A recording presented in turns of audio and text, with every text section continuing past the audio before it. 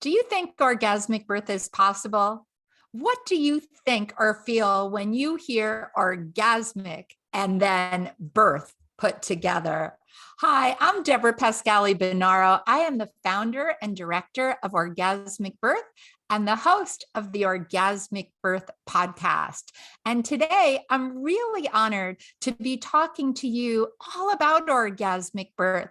I'm going to describe a bit about what it is and take you on a journey. I hope that it will give you time to pause and really feel into your attitudes and beliefs around sex and birth.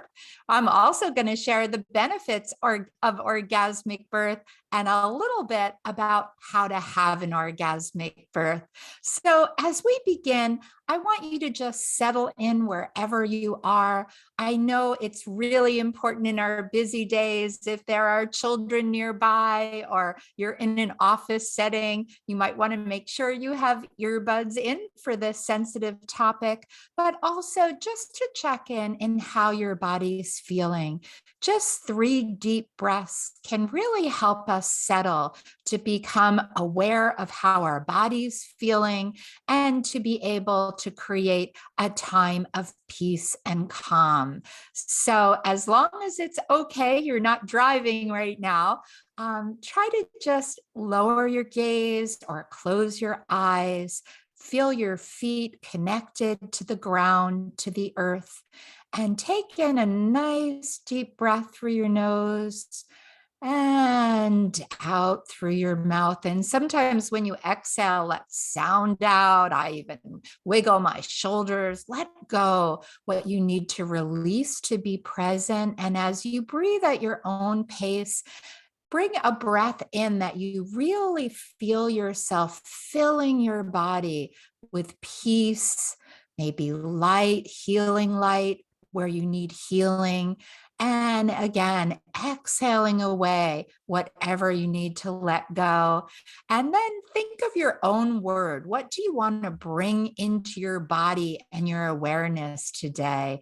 And breathe that in, feel it come all the way up, filling your body. And as you exhale, bring that thought, that affirmation, that feeling all the way down to your toes. So your breath is always available to bring you to this place of calm, or whatever word, maybe safety, that you want to create. So when you're ready, let your eyes open, your gaze open. And if at any time as we're talking, you just feel you need a pause the podcast. Maybe you want to journal along with me. Think about where are some of your feelings coming from. Return at different times. And when you need to take a breath, do just pause and know those 3 breaths are there to create comfort. It's really important to have a self-care practice. And we often think of that as hours at a clip, or I sometimes think, oh, I've got to get out to that hour yoga class. But self-care can just be minutes through the day that we take the pause to connect to our body, to our breath, and to where those feelings are coming from. So when we begin to think about moving birth from the ordinary to the extraordinary, we have to remember that there is this kind of pyramid of basic needs that have to be met. And so we often say, like, we want to survive, thrive, and transform. And survival is really your basic physiologic needs, right? For food, for water, for shelter, for warmth, for rest. And we know that there are many people around the world that those needs are not there. And so I always spend time every day thinking of them and sending my thoughts and intentions there. And as many of you know, do a lot of activism and work in providing care for many in other challenging times. But once those basic needs are met, our next need is to feel safe. And if you listen to the podcast from Dr. Sarah Buckley talking about the hormonal physiology, she talked a lot about feeling safe, feeling private and unobserved. So we have some core elements that have to be met to kind of move up the hierarchy of birth. The next is belonging and love. And so whether that's love of yourself, from a partner loving you, loving your baby, there's a real intimacy in birth, right? When you're growing that baby inside you, if you're that mother or birthing person, right? There's this incredible connection of love between you and your baby. For partners and fathers listening, how are you going to bring your love both for yourself? Because we know that the hormones of labor are contagious. So that if we want to bring that love, it begins with us. It only takes one person in a birthing environment to bring in fear, and that fear can be contagious. So we need to know that we're bringing in that love. And then we move to this next higher level. We start coming up where we start really feeling good, right? We're settling in. We trust our body. We trust labor. We're moving with where our body's letting us know we need to go. And doulas listening, right? This is important that as birth practitioners, that you're also making sure that that hierarchy of needs is met for you. So you're bringing your love, you're bringing your sense of trust, both in birth and in that birthing person and family. And then it's when we can kind of get to the top of that pyramid, of that hierarchy of needs, and we really get to orgasmic birth. So I just want you to know that this is kind of foundational. So when we're preparing for an orgasmic birth, we're making sure that other needs are met, and that's going to open the pathway to orgasmic birth. So I always love to say, like, pause here if you can in a minute and write your own definition of orgasmic birth. What do you think of when you hear me say those two words, orgasmic and birth? Where does your definition take you? And I want to just share the definition that Elizabeth Davis, a dear friend and midwife, that we created together in our book, Orgasmic Birth, Your Guide to a Safe, Satisfying, and Pleasurable Birth Experience. So our definition is broad enough to include those who describe an ecstatic and specific enough to give voice to those who actually feel the contractions and expansions of orgasm and climax during labor or birth. Many of our interviewees spoke of astounding pressure and the sensation in the vagina as birth approached, followed by a flood of release and emotion as the baby emerged. Whenever a woman can look back on these moments with joy, when the physical and emotional aspects of birth are fully experienced as pleasurable, we call this orgasmic birth. So if you wrote something or thought something, how did your definition fit with ours? And I always love to just share that both Elizabeth and I have always said we never want orgasmic birth to be a performance standard. I think there's enough put on everyone in childbirth, especially women and birthing people, that we don't need another standard to say, did you achieve this? Or maybe you're less than. Every birth is a heroic journey. And so whatever birth asks of you, it's always an incredible feat to bring new life into the world. And I always want to say too, that birth is a journey of two of you. It's a baby and it's your own body if you're that mother or birthing person or partner, right? It's a journey of all people working together, and doulas and midwives and doctors. We're all in this. And you never know ahead of time what the baby might need. You know, we often think that we're going to plan our birth, which I'll talk more about that in later episodes, but I don't like the term birth plan. I think that when you plan something and it doesn't go the way you think, you can tend to think you failed or didn't achieve something. And we never know what birth will ask of you. We never know what the baby needs. Some babies, I always laugh, take the scenic route. They like the long labor and they tour the whole pelvis before they're born. And other babies are ready to slide right out. So when we're creating what I like to call our vision, our wishes, our desires, it's knowing that when you're the person giving, laboring, and birthing, you only get 50% of your desires, and the other 50% is the baby's desires or their needs for safety.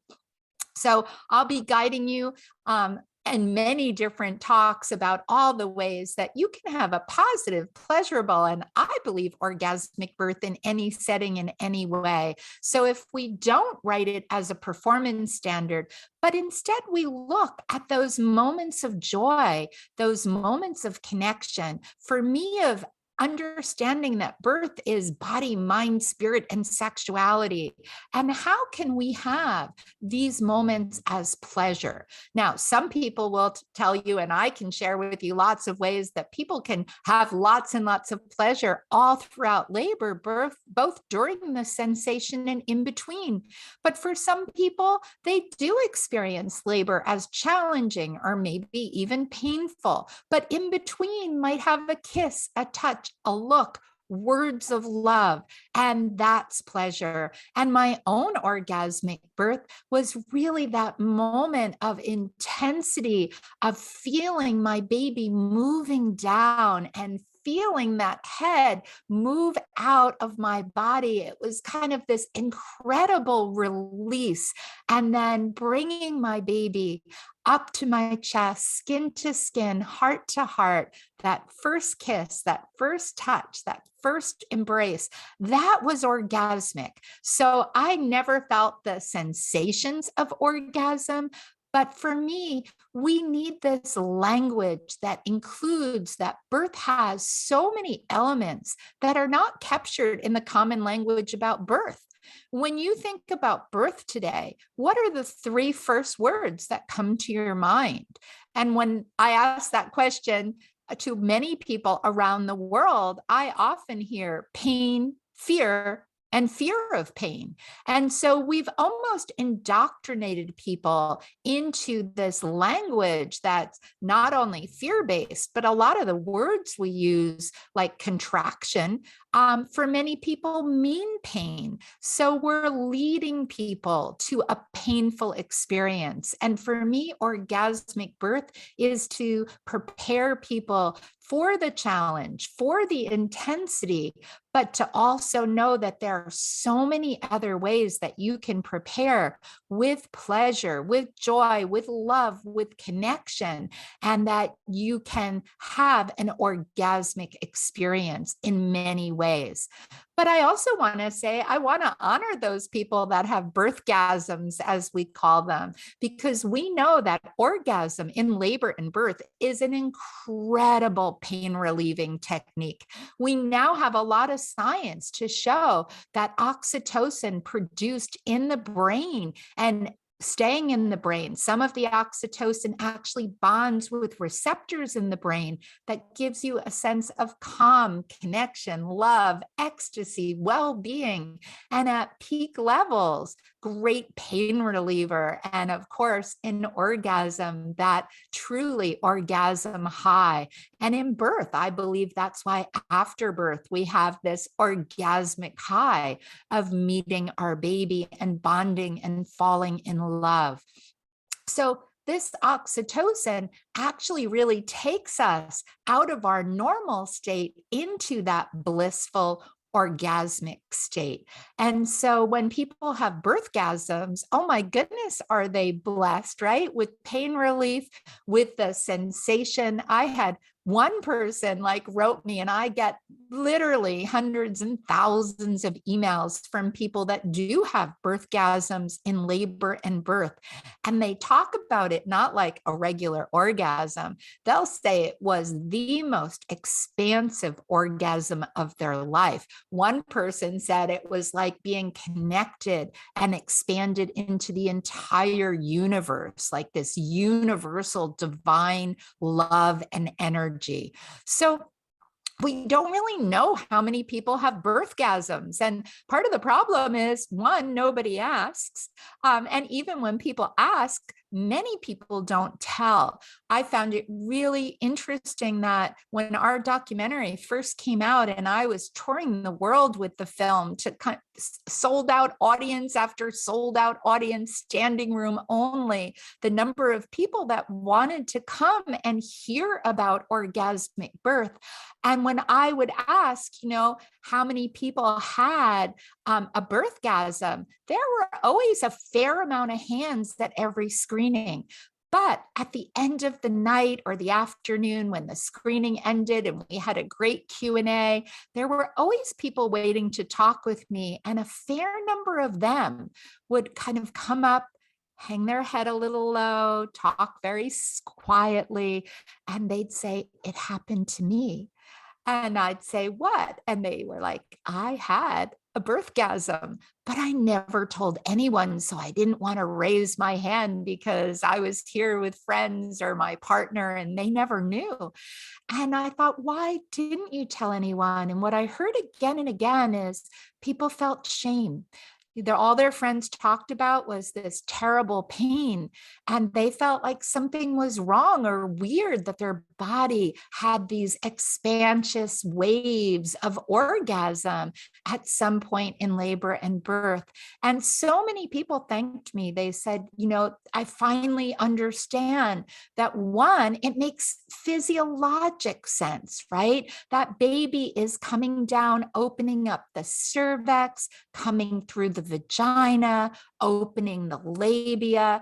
And what we've really come to know, right, is that the clitoral complex is a complex. It's not just the tip that so many people thought was the clitoris. There are 8,000 nerve endings that are winding through that vagina and labia.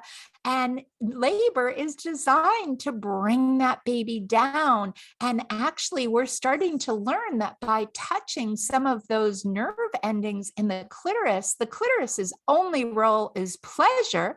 But we're starting to question, does that pleasure also have that role in birth as pain relief and in giving people that openness? We know when we're in that juicy state, right? Our bodies are literally opening and expanding and getting wet. So all those things may make a lot of sense in helping to let and ease the baby out rather than push, push, push. Think about being in a room of strangers and trying to be intimate. Think about people asking you questions. Think about how often in birth today, people are on their back, not using gravity. They're pushing uphill. And in that position, right, we know that our bodies are shy. They're shy to release hormones. Many people would have trouble having an orgasm with a room full of strangers. So we're depriving people of our own natural ability in ways to make birth gentler, to experience the pleasure that's there. And to one, I always say, stand and deliver, don't take it lying down, to use gravity. And we're even learning that many people prefer forward-leaning positions, kneeling forward, leaning forward, squatting forward. There's so many different positions, and I'll take you on another episode all down different ways you can prepare for and give birth. But we're learning too that the way that clitoral complex is, when people are leaning forward, they're probably getting way more stimulus into that clitoral complex, into those nerves that are both providing a lot more pleasure and pain relief, as well as ease in birth. So what we're learning is that the people that have had orgasmic births don't really talk about it. Others don't want to say anything because they don't want to make other people feel guilty. And no one should feel guilty. If you had a long and challenging birth, I think it's amazing to be able to dig deeper than you ever thought to bring your baby earthside safely. So this is not about not honoring every single person giving birth. This is about honoring that we do have a medical system that intends well. And they believed if we watch every minute of birth and we monitor it and we really control it, that we're going to do better. But what we've learned, like a science experiment, is rather than better outcomes, we're getting worse outcomes. Too many people are suffering in childbirth, emotionally with post-traumatic stress disorder, with what we call near misses, where complications are life-threatening, but they save them. And we also know for Black, Brown, and Indigenous people that the inequities that racism, medical racism has caused has definitely putting people at far more risk. So I want to honor that, and we'll unpack a lot of that in the future. There's a lot to dig in here too, but orgasmic birth is to say there is this possibility. I know there is, and science is really catching up. We now are seeing scientific articles, and I love one that says, a sexy birth is a scientific birth. It's time to really honor all that birth is. So one thing I love to ask you to do, if you have a piece of paper or write on your device or whatever, write 5 words, birth is, and just write down what 5 words come to your mind. Maybe some of what I've been just saying to you, you're starting to rethink birth. So I want you to really think about that. And then really, what if you changed it and said sexes? What would be 5 words you would say sex is? Is there any similarity between the words that you say birth is and sex is? And that would be an interesting discussion to really write that down, whether you're giving birth in the future, you're just listening because you wanted to learn more for maybe the future, or maybe you're a birth keeper, a doula, a midwife, a doctor. Love to know what those words are for you. So really think about, how do you feel about childbirth, and how do you feel about sexuality? Because I want to honor birth is sexual, and orgasmic birth is bringing us into that place of honoring the sexuality of birth, the sacredness of birth, the emotional aspect of birth, the spiritual aspect. But a definition I've long loved, it's an older one from the World Health Organization. They define sexuality as an integral part of the personality of every person. It's a basic need and aspect of being human and cannot be separated from other aspects of life. This was published in 1975, and I know that there are many definitions out there. And again, I think most important is you write your own definition. How do you define sexuality? But when we say it can't be separated from other aspects of life, then I question, why did we separate it from birth? Why did we recognize that other than in birth, we consider, a cervix, a vagina, a labia, a clitoris, a vulva, all sexual organs? And so I think when we can reconnect that to birth, then we can ask different questions, both as those people giving birth, right? Birthing people, women, men that are there. What do we need to do to create the safety and privacy and unobserved and honor birth as a part of sexuality. But for caregivers, what would you do different if you thought you're in the space with someone who's in a very deeply intimate act? And I believe when we put those two together, we're going to really transform birth and everyone will have an orgasmic birth. So when we're thinking about this, I always love to talk about, how was your sexual education? Did your parents provide good sexual information, education, and preparation? Did school? How do you define your own sexuality?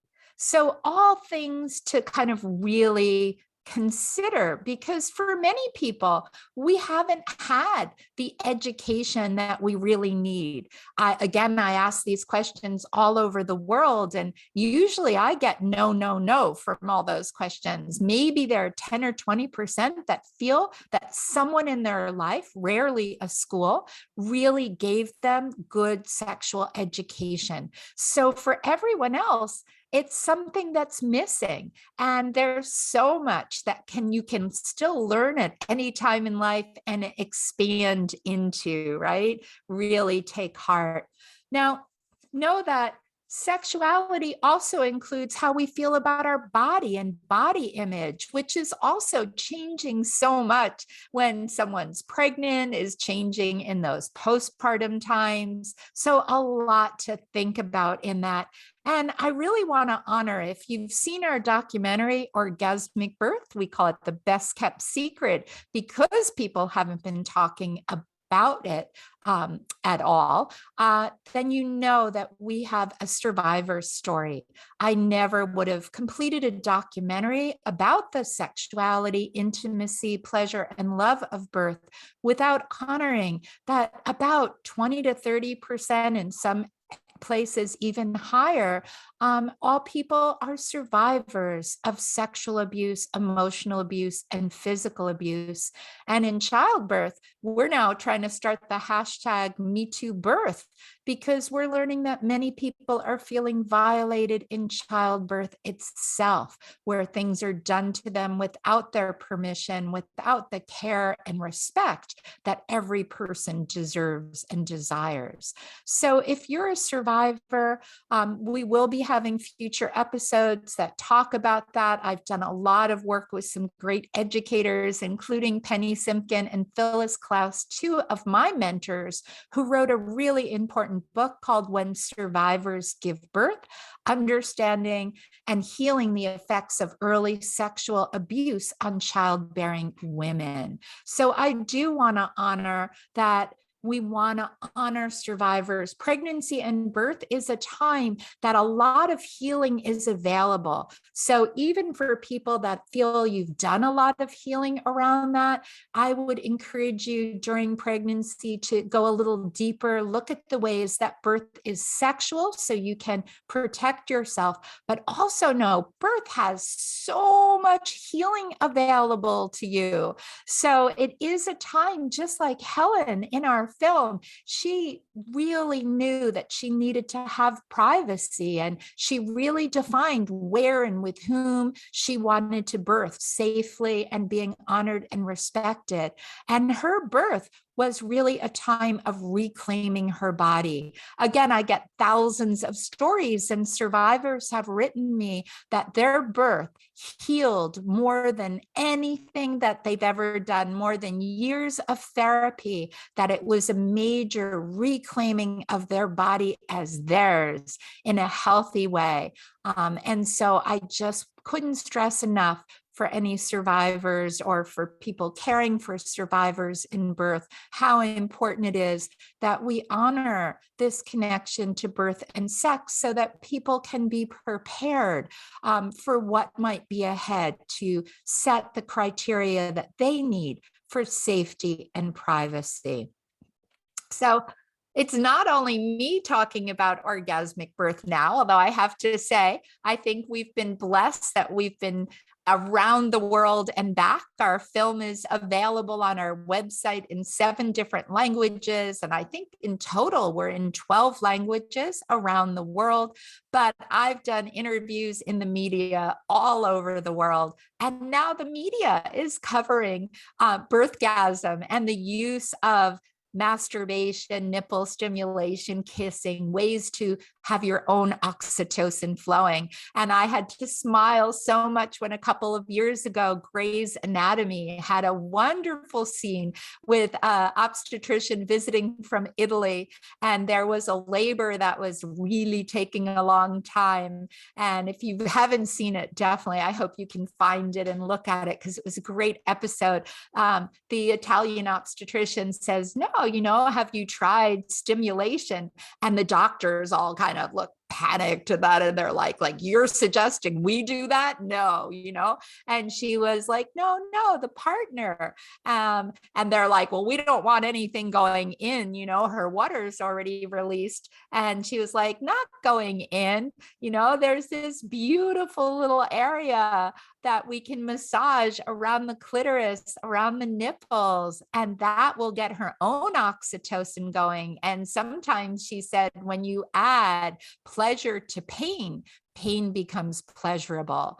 And so I've often say move from pain to power with pleasure. But Grey's Anatomy took a lot of the words in the way that I had been speaking, and others as well, and put it into this great clip. And of course, fast forward, all of a sudden you hear these beautiful sounds coming out of the labor room.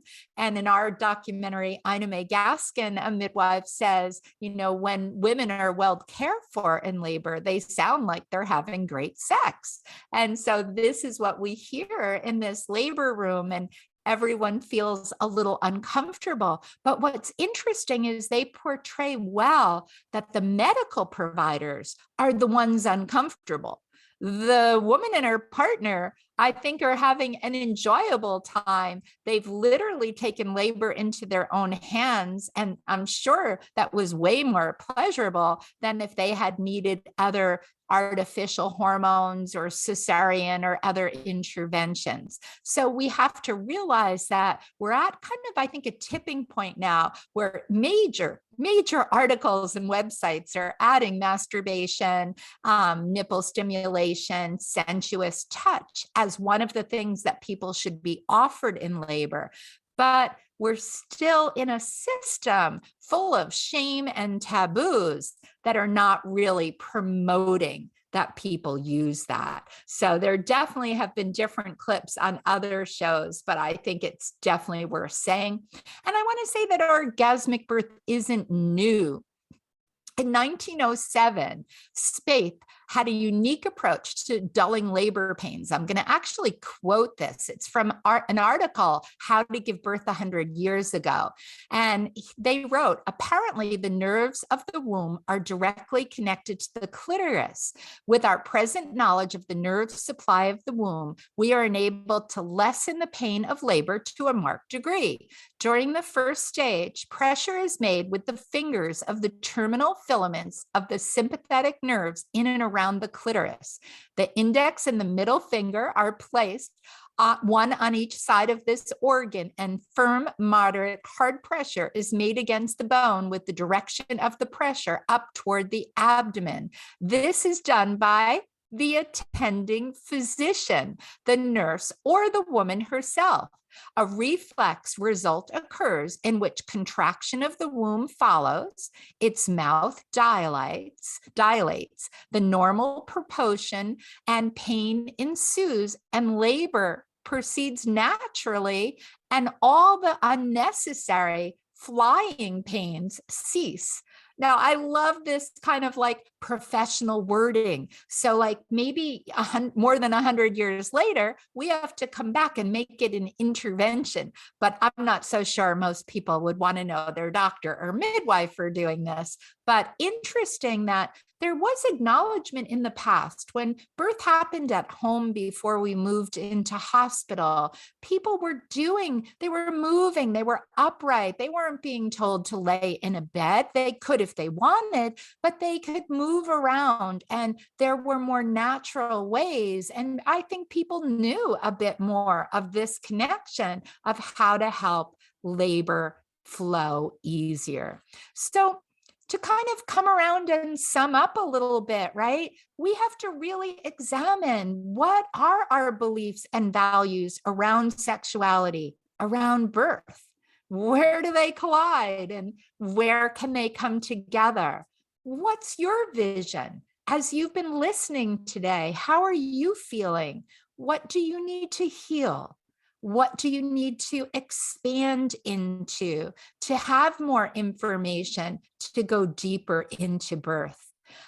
Definitely listen. And I always really love Dr. Sarah Buckley. If you haven't heard her session yet on the hormonal physiology of childbearing, both read, definitely listen to her episode, follow her on the internet and read her report. I think it's so important because what we're learning from science is the benefits of an orgasmic birth, a birth with pleasure, love, connection, intimacy, fully honoring every aspect of that birthing person, that woman, is a healthy hormonal flow for mother baby. Mother baby, I write them as one word, capital M, capital B. They are connected. Their hormones are flowing together. So we want to honor them as one in labor. And even after birth, they're designed to be together, which this hormonal flow gets them ready for that breast crawl, for that skin to skin,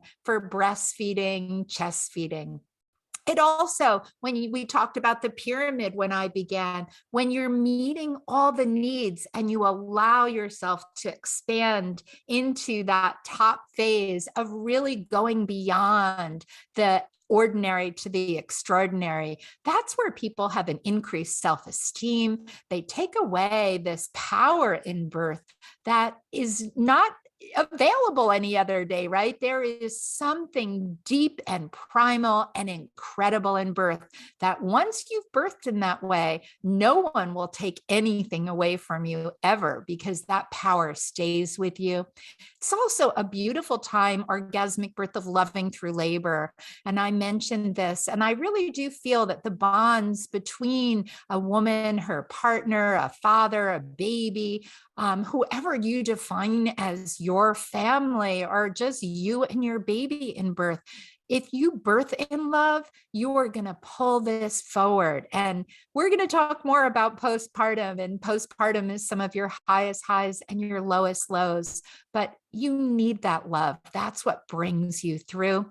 It's creating positive memories. Birth is a day you will never forget. You will not only never forget how it unfolded, you'll never forget how you felt and how people made you feel. So when we can set the stage and birth where and with whom and how we want to have all the criteria to be met for an orgasmic birth, you're creating not only a memory for that day, but a memory you will look back on a lifetime. It's also going to help you with positive body image. And I have had so many people that have had powerful, pleasurable, orgasmic births, and they have totally felt different about their body now. The body that did this, they're no longer self-critical about. And they also heal, as I mentioned, Helen in our film, and they expand their sexuality. So many people tell me that what they learned about their sexuality, themselves and their body, that they brought into that experience in the years after, truly expanded their intimacy and sexuality. So I hope you're really thinking, wow, a lot of benefits, a lot to look at, a lot to breathe into and feel. What is holding you back? What are the things that you just heard that you're going, yes, I want that too? And I'm going to leave you with a another story, because sometimes people think, well, let me go talk to my midwife or doctor about it. So I was at a very big screening of Orgasmic Birth, and often when the lights come up, we see many tears. If you've watched it, just always have some tissues nearby. Take time after seeing the film to have someone there with you, your partner, your friend, your doula, express your feelings. So we have this hour often that's kind of a talk back, a panel. And immediately, this man was up, kind of ready to say something. And I called on him and he said, well, I'm an obstetrician and I want to thank you for your film. It was really eye-opening. It showed me a side of birth that, I hadn't always seen or thought about. But, as an obstetrician, and he gave a number, and I apologize, I forget, but it was many hundred births. Like I've seen many hundred births that I've, been honored to attend. And no one has ever had an orgasmic birth. Now, as I'm looking at him, he's kind of more in the front. There's a woman popping up just a few rows behind, kind of waving. And I'm like, yes, can I help you? And she said, well, I had to jump in because doctor, you were my doctor about 2 or 3 years ago. I forget the exact one, right? She said it exactly. And I had the most orgasmic birth. I had a birthgasm. It was so pleasurable. But why do you think I would tell you? And that really hit like everybody in the audience, because there have been a few studies on orgasmic birth and they didn't ask women, they asked caregivers. They're like, how many orgasmic births have you seen? Well, I haven't met anybody that tapped their doctor or midwife or nurse on the shoulder and said, guess what just happened? As I told you, lots of people never told their partner, their husband, their best friend, or their mother. So this truly is the best kept secret. And I hope you'll join me that by talking about it, we will help those people that have had positive, pleasurable births not feel shame anymore, but also have permission, share your stories, right? We need for people to hear every person's experience. So wherever that experience is, it's good to hear it. But we also need to know that there are so many more things we could be doing that would make it so much more possible that every person would have an orgasmic birth in the way that you define it. So I'd love, tag me on Instagram. I would love to hear your definition of orgasmic birth. I would love to know, when you wrote birth and sex, how did those words come together? I always love to hear your thoughts. So please reach out, share what orgasmic birth means to you. And if you've had a positive, pleasurable, healing, orgasmic, challenging, blissful, painful birth, I'd love to hear from you too, because sharing your stories is a wonderful way to birth forward this wisdom. So thank you for joining me today. I hope that you will share your thoughts and help us spread a message of orgasmic birth so that every person will have an opportunity to birth with respect, love, and pleasure.